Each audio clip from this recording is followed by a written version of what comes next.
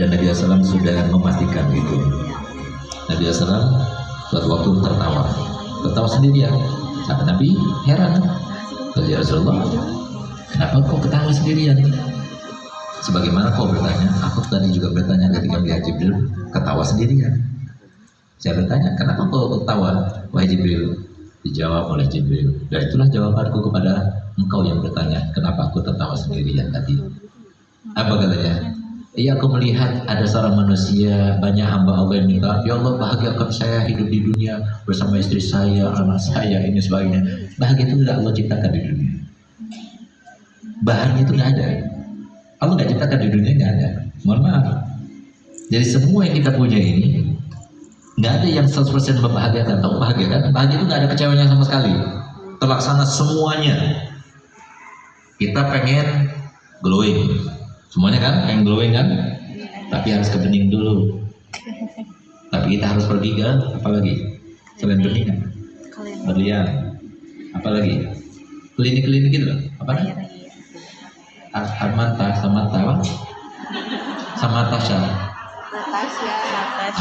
Natasha dan itu dan sebagainya. Kesana kan mahal kan?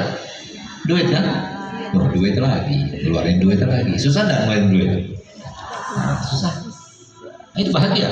Setelah sekian lama, apalagi yang bahagia namanya yang seperti saya ini, bekas-bekas jerawat ini, itu mau supaya rata, itu dimerahin dulu, dimerah-merah. Wah, sakit banget luar biasa.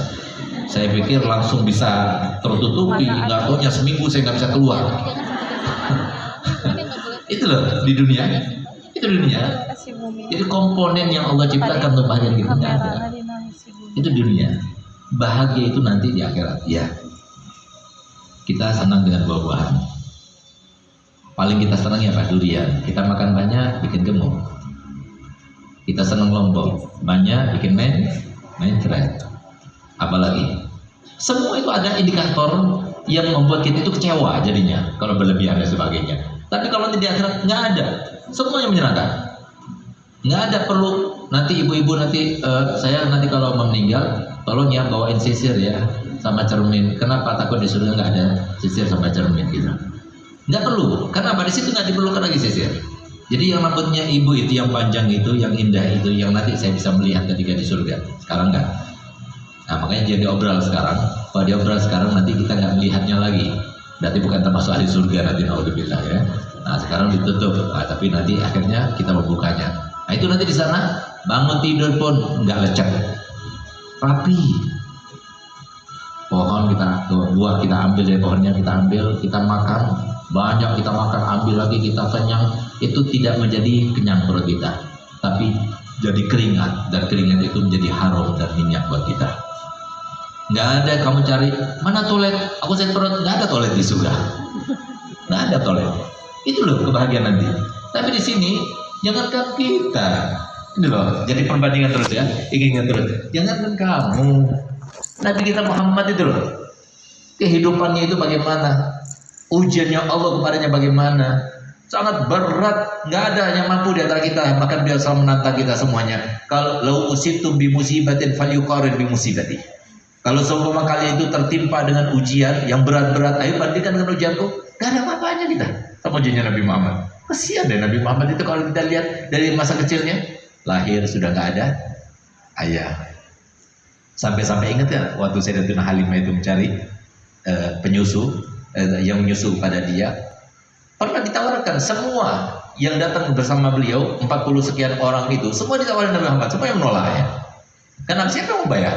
Orang dia itu mencari anak yang mau disusunya untuk supaya dapat bayaran per bulannya, per tahunnya. Dia nggak punya anak, nggak punya ayah, yatim. Sehingga apa? Ditolak semuanya. Itu Nabi Muhammad. Sampai umur 4 tahun tinggalnya sama siapa? Ibunya? Enggak, sama Sayyidatuna Halimah, orang lain. Setelah 4 tahun kembali kepada ibunya, sampai ibunya meninggal berapa tahun? 2 tahun. Coba lihat bagaimana hidupnya Nabi. Setelah 2 tahun, dia diajak oleh ibunya pergi untuk berziarah ke makam ayahnya. Sudah senang-senang, gembira, bahagia, Sayyidatuna Aminah melantunkan syair yang begitu indahnya, memuji tentang anaknya, cerita kepada suaminya, mendiang suaminya, Muhammad tuh begini. Katanya pas pulang dari tempat itu sakit meninggal dunia. Sedih kalau kita melihat ceritanya itu sedih sekali. Sehingga Nabi Muhammad bersama Ummu Aiman. Lalu kemudian dia pulang bersama kakeknya yang begitu mencintainya. Dia melebihi daripada orang tua yang manapun. Tidur pun bersama Nabi Muhammad, makannya didulangi oleh Sayyidina Abi Thalib, makan bersama beliau, duduk tempat beliau dan sebagainya. Nggak lama, 2 tahun meninggal dunia. Lalu kemudian tinggal bersama siapa? Pamannya yang paling miskin, yaitu Abi Thalib. Dia nggak mau menjadi beban. Akhirnya apa? Dia kerja. Dia umur 8 tahun kerja. Kerjanya apa? Membala kambing dengan upah. Upahnya kasihkan sama Abi Thalib, ini uang belikan roti untukku dan untuk saudaraku. Itu Nabi SAW dari sekecilan. Begitulah Nabi kita Muhammad SAW. Jadi hidupnya itu penuh dengan ujian dan ujian. Ini adalah manusia yang termulia. Bagaimana dengan kita? Jadi jangan sok-sokan kita mengatakan aku nggak pantas dapat ujian seperti ini. Siapa kita? Nabi Muhammad itu loh.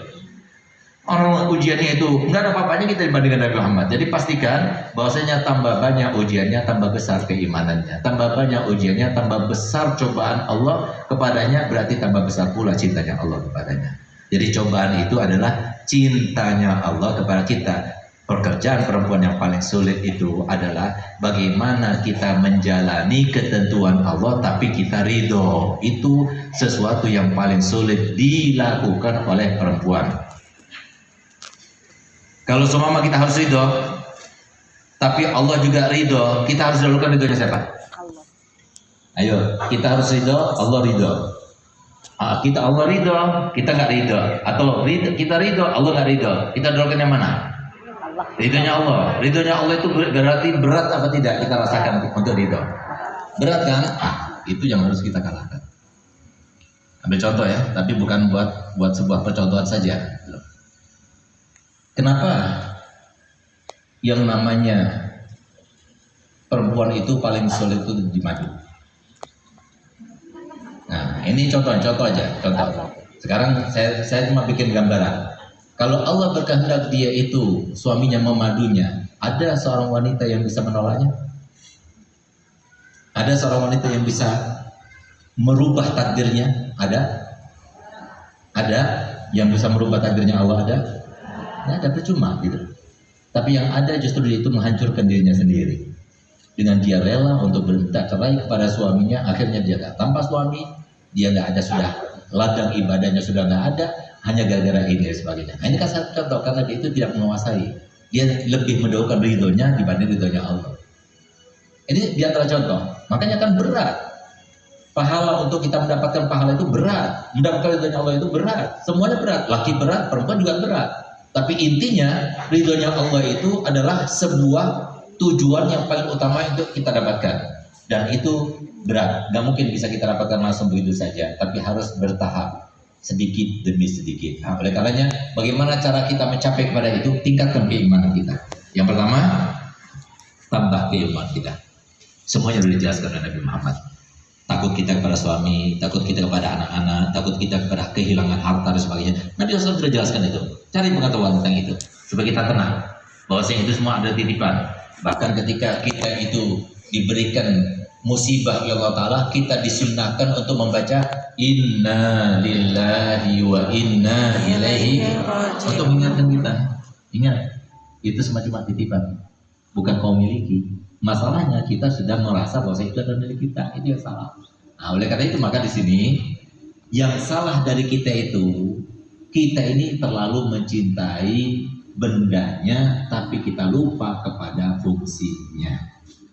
Jadi contoh ya, misalnya uang yang paling kita senangi kan yang warna merah, ya kan? Warna merah itu, uang yang warna merah itu, kalau seumpama kalian punya 1 dus, lalu kemudian Bapak Prabowo mengumumkan malam ini, saya umumkan kepada semua masyarakat bahwasanya uang merah mulai malam ini tidak berlaku lagi.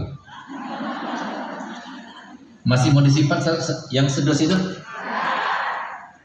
Salahnya kita sekarang ini, kita lebih cinta kepada uangnya. Harusnya kita cintai fungsinya. Jangan kita letakkan di rekening terus. Ini cinta fungsinya. Ini iPhone terbaru, ya, iPhone terbaru. Tapi nggak bisa dipakai. Mau kita pakai? Nggak berfungsi. Mau kita senang? Mau dibawa-bawa dan sebagainya? Buat apa? Nggak berfungsi. Nah, ini salahnya, diantara salah yang kita mendapatkan apa? Overthinking itu karena apa? Karena kita itu lebih mencintai zatnya, bukan mencintai fungsinya. Cintai fungsinya, jangan cintai orangnya, cintai fungsinya. Adanya suami itu adalah untuk meraihkan saya kepada ridhonya Allah. Ridhonya Allah sulit apa tidak? Sabar. Untuk menjalani kesudahan tertentu, sabar supaya dapat ridho Allah. Nah itu loh. Jadi kalau kita mau lihat fungsinya, nikmat jadinya. Anak-anak itu fungsinya apa? Ayo, anak-anak itu fungsinya apa? Jadi jariah buat kalian. Kalau mereka jadi orang alim seperti sekarang Saudara Syifa, setiap dia mengajar, walaupun dia tidak menghadiahkan pahalanya untuk kedua orang tuanya, sampai kepada orang tuanya. Beda kalau kita itu punya anak sebagai seorang pengusaha. Kalau dia sodako, kalau dia tidak diniatkan untuk orang tuanya, maka tidak sampai pahalanya, hanya untuk dia pahalanya. Tapi kalau mengajar, kalau Ustazah Alawiyah yang seorang da'iyah, seorang thalibatul ilm, dia itu bersedekah, apapun yang dilakukannya, mengajar, sedekah dan sebagainya, itu sebelum dicatat dalam amal kebaikannya dikirim dulu pada orang tuanya, otomatis. Untung apa tidak? Nah, untung sebagai orang tua. Nah, tapi kan anak itu fungsinya seperti itu. Jadi jangan dicintai orangnya, tapi cintai fungsinya. Fungsinya anak itu nanti setelah saya meninggal ada kesempatan kedua, mendoakan saya, membacakan tahlil saya. Jangan sampai kita itu mencintai anak sebatas badannya, sehingga begitu dia meninggal akhirnya kita kacau imannya. Nah, karena kita lupa kepada fungsinya. Ketika anak itu meninggal, kita cinta pada fungsinya. Alhamdulillah. Karena apa? Anak itu akan menjadi penolong nanti bagi kita di akhirat nanti. Bersyukur karena apa? Tahu fungsinya. Tapi kalau kita cinta pada anaknya, akhirnya terganggu imannya, terganggu ininya, salahkan ini, salahkan itu, akhirnya berdosa ini, itu. Nah, jadi di antara kesalahan yang menyebabkan kita overthinking adalah kita itu salah mencintai zatnya, tapi harusnya kita cintai fungsinya. Fungsinya uang untuk digunakan, bukan dikumpulkan. Apalagi untuk investasi anak-anaknya, jangan. Itu anak-anaknya itu ada sendiri, rezekinya ada sendiri. Tapi untuk kalian, jadi kata Nabi SAW, kam min talibin wa laysa bi'akilih. Berapa banyak orang yang mencari tapi tidak ikut menikmati. Kata Nabi SAW, yaquluna adam mali mali mali wa ma maluk illa ma akalta fa afnait aw labista fa ablait aw tasaddaqta fa abgait wa ma siwa zalika fa zahibun aw tarikuh linnas. Berapa banyak orang mengatakan dulu rumahku ini sertifikatnya, ini tanahku ini sertifikatnya. Yang mana tanah? Yang mana hartamu, kata Nabi Muhammad? Kecuali yang kau makan itu sampai habis, kecuali yang kau pakai sampai usang, kecuali yang kau sedekahkan dan itu akan tetap kekal selamanya disimpan Allah Taala. Selain daripada tiga itu, fadzahibun akan hilang. Au tarikuhu linnas, atau ditinggalkan untuk orang. Kata Nabi SAW, tidak ditinggalkan untuk keluarganya, ahli warisnya, tidak ditinggalkan untuk orang. Kenapa? Sekarang lagi tren kan di antara anak muda, kalau ada orang tua meninggal dunia tanpa meninggalkan harta waris, dicaci habis. Dasar orang tua tidak bisa menguntungkan anaknya. Hati-hati, kalau belum suki jangan meninggal dulu. Inilah keadaan kita sekarang ini. Kenapa? Karena kita salah mendidiknya. Apalagi sampai na'udzubillah ya. Makanya hati-hati ya orang tua. Tinggal penyesalannya nanti ya. Kemarin tuh saya waktu mau berdakwah, saya ketemu sama satu orang anak muda yang main gitar di kuburan. Saya tegur, apa nggak ada tempat lain sehingga kamu gitaran di tempat kuburan? Apa katanya? Loh, ini kan kuburan ayah saya, Pak. Dia bilang gitu. Loh, apalagi kuburan ayah kamu? Ini kan dosa. Jadi kamu nambah dosa sama orang tua kamu. Dengan lugunya si anak muda ini, nggak bisa salahkan lugu dia. Jadi apa yang dia lakukan itu, apa yang dia katakan itu, ya sebatas yang dia ketahui. Apa kata dia? Loh, Pak Ustadz, saya ini kan mau mendedikasikan sesuatu untuk ayah saya. Ini bisanya saya. Saya katakan, kenapa nggak baca Fatihah? Nggak bisa. Baca tahlil? Nggak bisa. Bisanya cuma gitaran, mau kita waktu kita meninggal di gitar gitu. Nah, itu salah siapa? Orang tua. Ayo, cintai fungsinya. Jangan cintai zatnya. Mau manusia, mau harta benda, mau jabatan, jangan cintai itu, tapi cintai fungsinya. Fungsinya itu adalah untuk meraihkan kita kepada ridhonya Allah. Dan yang ketiga, yang terakhir, supaya kita itu berada di dalam posisi yang zona aman, tidak overthinking dan sebagainya, maka yang harus kita lakukan, kita membanding-bandingkan antara kita dengan orang lain dari segi untuk urusan akhirat, jangan urusan dunia. Urusan dunia jangan, maka itu menjadi sebab kita akhirnya overthinking. Tapi urusan akhirat, Jadi kalau antum dibandingkan sama ibu saya nggak ada apa-apanya. Pernah baca buku yang saya tulis, Baba Khadijah, Sang Khadijah Zaman Now? Pernah baca? Nah, saya akan bikinkan seminarnya itu bersama para selebgram dan para artis di hotel apa itu? Hotel apa kemarin? Di hotel apa kita bikin seminar kemarin sama selebgram bedah buku? Ya, ada di Bandung, Hotel Bandung. Hotel Haris. Kenapa saya katakan ibu saya itu jadikan sebuah panutan, sebuah percontohan? Ibu saya ini demi Allah saya bersumpah nih di tempat ini. 27 tahun dia kawin sama ayah saya. Demi Allah kami anak-anaknya berlima tidak pernah melihat, mendengar, menyaksikan bertengkar sama ibu saya. Ayah saya sama ibu nggak pernah. Demi Allah saya bersumpah ibu saya nggak pernah marah sekalipun pada ayah saya. Nggak pernah minta sekalipun pada suaminya, ayah saya. Bahkan beliau yang memberikan. Dan yang ketiga, nggak pernah membantah apalagi, nggak pernah. Demi Allah saya bersumpah, ibu saya nggak pernah sampai sambatan, mengadukan orang lain atau mengadukan diri sendiri, nggak pernah. Hibah orang lain nggak pernah. 3 hari hatam Quran. Dan kemarin ketika meninggal dunia, tahun kemarin semoga Allah merahmatinya, itu yang menghadiri pemakaman jenazahnya puluhan ribu, melebihi jauh berlipat-lipat daripada menghadiri pemakaman ayah saya pada waktu meninggal. Padahal dia perempuan. Padahal pada waktu hidupnya banyak orang nggak tahu. Tapi lihat bagaimana Allah memuliakan.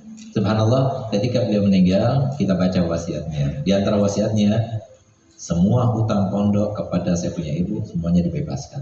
Hanya kan membebaskan hutang tanpa ada nominal itu nggak sah, dalam syariat itu nggak sah. Harus ada nominal. Kita hitung-hitung. Coba-coba hitung-hitung dengan yang ada tulisannya dan sebagainya semuanya. Ternyata hutangnya Pondok Darwa kepada ibu saya almarhumah dari zamannya Walid ketika hidup tahun 99 ya, dan sebelumnya sampai ketika meninggal tahun 2024 sebanyak 55 miliar. Dan yang tinggalkan cuma 3 miliar saja untuk anak-anaknya. Coba lihat. Sampai sebegitunya dia cari uang, dia berniaga supaya hanya untuk itu, untuk akhiratnya. Siapa yang beruntung dia diambil semuanya. Ada semuanya di rekeningnya. Yang disisakan sudah alhamdulillah 3 miliar untuk anaknya. Alhamdulillah sampai sekarang setiap bulan saya dapat bagian daripada ibu saya sudah meninggal. Tapi alhamdulillah itu pun masih dibagi 3 setiap bulan karena dia punya toko itu dijadikan nanti hasilnya dibagi 3. 1/3 untuk pondok pesantren, 2/3 dibagi rata di antara ahli waris. Sampai sekarang masih terus ada didedikasikan hidupnya itu dan setelah meninggalnya untuk Allah dan Rasulnya. Nah ini yang harusnya kita lakukan. Bandingkan kita sama beliau. Berapa banyak kita bikin marah suami, tunggu aja nanti bagaimana malaikat menentung kita di kuburan nanti. Nggak percaya mati dulu. Nah, jangan persoalkan suami, biarkan suami masuk neraka, kita masuk surga. Ini nggak persoalkan terus. Apa kata Nabi Muhammad? 40 hari kalian berpuasa, siang berpuasa, malam semalaman suntuk sholat malam, kemudian sekali saja bikin apa? Keruh pikiran suami sekali saja mau karena ucapan, karena tindakan. 40 hari puasa, 40 hari sholat tahajud semuanya dihapus pahalanya oleh Allah. Makanya Ustazah Syifa gak kawin-kawin karena takut sampai gak dapat itu masalahnya. Iyalah. Ya Ustazah? Enggak juga.